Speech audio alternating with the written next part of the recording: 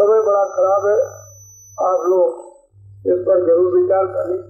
और मैं तो ये सोच रहा था कि राजस्थान के लोग बड़े समझदार हैं।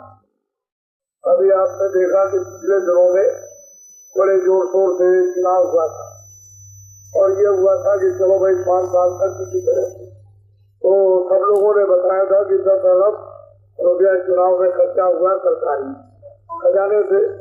जो आपका खजाना है जिसमें आपके टैक्स दिया है उसमें जमा होता है वो 10 अरब रुपया, और जो प्राइवेट लोगों का लगा, जो मतलब ये कि जो खड़े हुए थे उनका अलग लगा, ये सब खर्चा जो है काश्तकारों को देना पड़ेगा।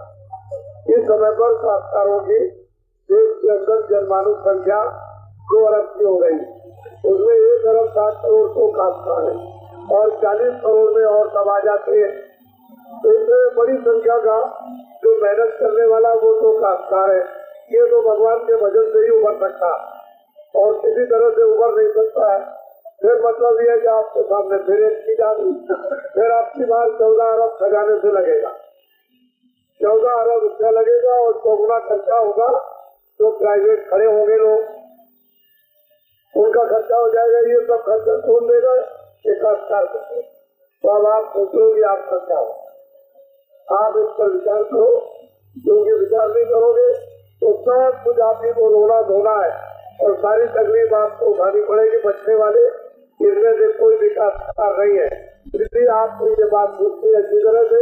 और फिर उसके बाद में फिर हुआ तो फिर उससे ज्यादा खर्चा होगा तो वो सब आप ही को देना।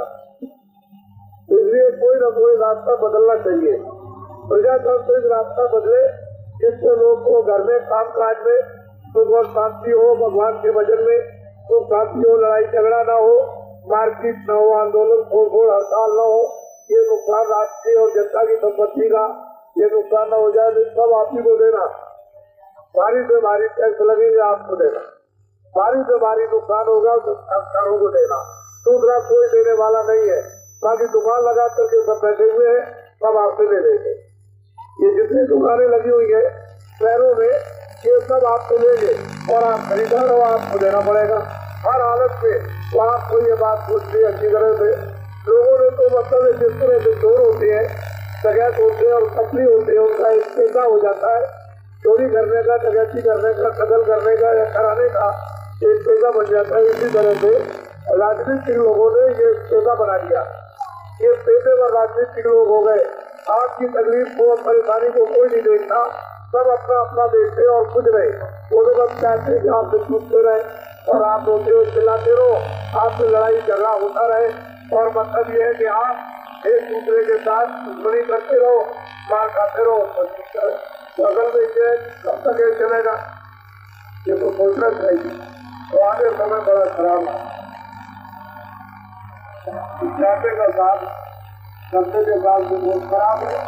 और जब 15 में भंडारा होगा तो मैं 91 के साथ 92 के साथ भी 91 के साथ करूँगा कि वो कैसा साल होगा। अभी तो नहीं था, अभी तो प्लास्टिक में विदेश में युद्ध में राजनीतिक उथल पुथल, सामाजिक उथल पुथल, पारिवारिक उथल पुथल, ये सब मतलब ये आप इसको देखिए, इसमें पूरे उथल पुथल होंगे विश्व में और भारत।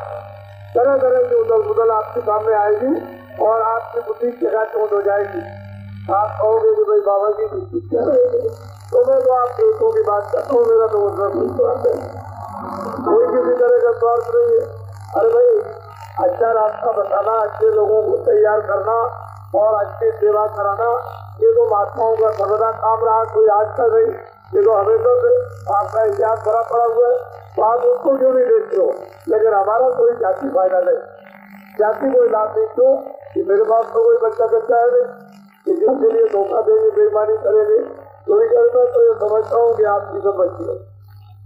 तो मैं चाहता हूँ कि आप सीधे रास्ते से चलो और शरीर भी बेकार चला जाए आपका, तो न इधर से हुए न उधर से हुए। तो महात्मा वही चीज बताएंगे जो सबके लिए लाभकारी होगी। चाहे हिंदू हो, चाहे मुसलमान हो, चाहे सिख हो, चाहे ईसाई हो, छोटा हो, बड़ा हो, अमीर गरीब हो, सबके लिए शिक्षा और सबके लिए मार्ग अच्छा, अच्छे विचार।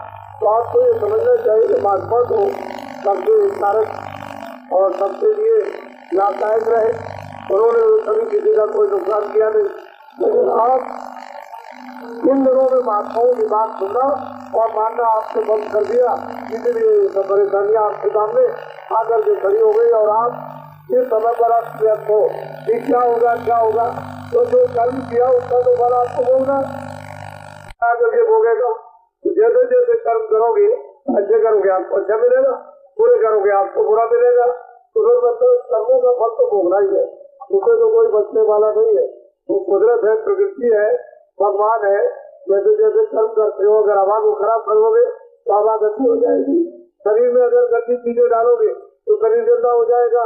तो जैसा जैसा कर्म करोगे उसके मुताबिक आपको सजा मिलेगी। उससे बचने के लिए भगवान का वजन, आप उस खराबी से, उस परेशानी से, तकलीफ से, दर्द से, पीड़ा से आप बचो, तो भगवान का वजन करो। तो गर्द और बात का दौरे का बदलते रहते तो दो अच्छी चीजें। तो आगे समय बड़ा खराब आ रहा और पेशेवर राजनीतिक लोगों ने आपको और देश को, देश के सामान को बिल्कुल अपने स्वार्थ में, निजी स्वार्थ में बर्बाद कर दिया। और ये न रोक सकते हैं टैक्स, और न ये रोक सकते हैं महंगाई। इतनी महंगाई और इतने टैक्स बढ़ेंगे कि आपने कभी कल्पना में भी नहीं सोचा होगा। ऐसी ऐसी तकलीफें भयंकर लोगों को आएंगी। और हमारी मोटी बात को आप याद रखें, अगर हिंदू, मुसलमान, सिख, ईसाइयों ने जिनमें खेती, दुकान, दफ्तर का काम, बच्चों की सेवा, भगवान का भजन और खुदा की इबादत, प्रार्थना पाठ न की और मना किया कि हम नहीं करेंगे, तो अभी आपने तकलीफ नहीं देखी, अभी दुख नहीं देखा, आपने सूखा, अकाल, भूखमरी, आपने अभी रोग और बीमारी, महामारी, लड़ाई झगड़ा, सांप्रदायिक और वैज्ञानिक छोटे बड़ों में आपने नहीं।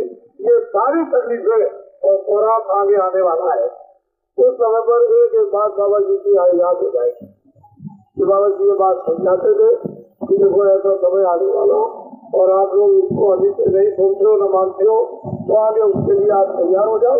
वो तो आगे चीज आने वाली, अगर इसको टालना चाहते तो भगवान का भजन करना वो अच्छा रहेगा। अभी से आप कितना पढ़ो, रामायण पढ़ो, या कोई कुरान पढ़े, या इबादत करे, या भगवान का भजन करे, या मंदिर में जाकर के कोई प्रार्थना करने लगे, कुछ तो करो।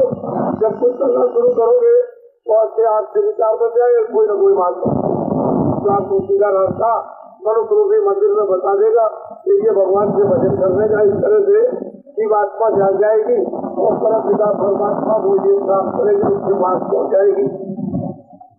कोई न कोई आपको जरूर मिलेगा। और आप कुछ नहीं करोगे तो फिर आपके लिए बहुत तकलीफ आने वाली। जिस तरीके से मत करना। अब मेरी बात ये है कि जितने भी पेशेवर राजनीतिक लोग हैं, ये तो आपके माल अवकाश को ले गए, ये नहीं सोच सकते, आपकी जान को भी होंगे। जिस पर आप ध्यान रखो, जान लेंगे, माल अवकाश को ले लेंगे, लेकिन जान को भी खत्म करेंगे। तो आप पेशेवर जितने भी राजनीतिक लोगों की डोरी से निकल दो और अच्छे आदमियों का आह्वान करो।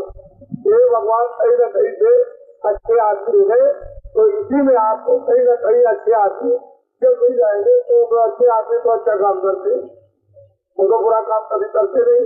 तो इतिहास हमेशा साक्षी रहा कि जब जब समय कोई न कोई महात्मा है, उन्होंने प्रेरणा दी कि भाई देश के अंदर जब भारत में अच्छे आदमी कहीं न कहीं आपको मिल जाएंगे, तो आपको कम से कम इतना करो तो अच्छे आदमी मिलेंगे तो अच्छा काम करेंगे। और अच्छे आदमियों के अच्छे काम से सुख मिलेगा, उससे शांति मिलेगी, अच्छी शिक्षा मिलेगी, अच्छा रास्ता मिलेगा, अच्छे कर्म मिलेंगे। जब कर्म अच्छे मिलेंगे, रास्ता अच्छा मिलेगा तो फिर आप खुशी हो जाओ। लेकिन आप चाहोगे कि पेशेवर लोगों के चुंगल में फंस जाए और उससे हमको अच्छा मिले, वो न कभी मिला न कभी मिलेगा। तीसरी बात हमारी याद रखो, इस पेशेवर राजनीतिक लोगों की गोली से निकल पड़ो, नहीं तो माल अवकाश और जान भी आपकी जाएगी, बच नहीं सकती है। फिर आप ये करके मेरी मर्जी आता है, मैं तो आपको दिखाई दे सकता हूँ, अच्छी बात तो बता सकता हूँ। बात समय आने वाला उसके लिए आप देखिए। बोलो जय गुरुदेव, जय गुरुदेव। वहाँ जो निर्धारित कार्यक्रम है आपके यहाँ तो रखा था कि दर्शन वर्शन हो जाएगा और आप चले जाएगा, उसको करके आपको